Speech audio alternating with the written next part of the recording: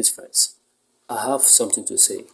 This is centered on adolescence and sex. Yes, you know, before you start educating an adolescent or a teenager about sex education, there is some question you need to ask when they have gathered. Yes, so questions like how old they are to be certain that these people are not below the normal age, like they are not below 10 years, maybe they are from 11 years upward.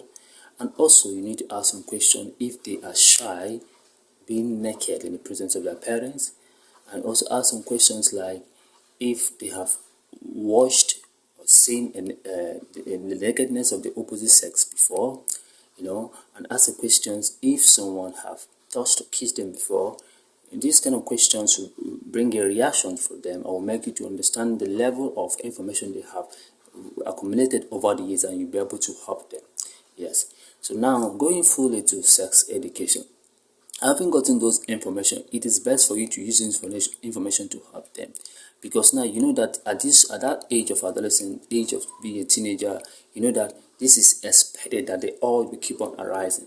And if you are not very careful, you see them, because at this age it's expected that they start touching themselves. It's expected that they start finding ways or things in which will help them, to get relieved of this urge, satisfy themselves, because these people do not, these adolescents or teenagers at that stage do not want to practice delayed gratification.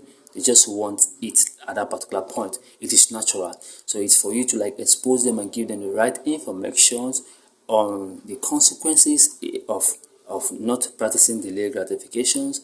And you do not have to introduce something that will make them to do things in secret. Make it known that this is expected, it is not a new thing, and also help them to understand their body, to understand the myths. Some of them have this belief that this is my body, I have every right to do with it whatever I want to do with it, and so many other information that their opposite peers might be telling them in order to make them fall into the trap. And also some of them may be exposed to some adults who might use their adult knowledge to convince them into doing what they are. There is what we call sexual coercion, into doing what they don't want to do.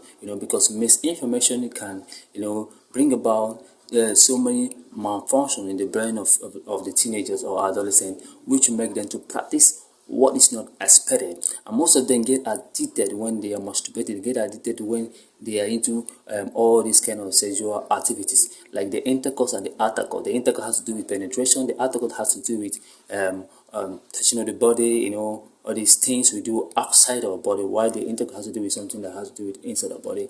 So with this, you know that before you talk to a teenager or adolescent, you need to pay more attention to them to know the kind of information they already have and know the information you need to give.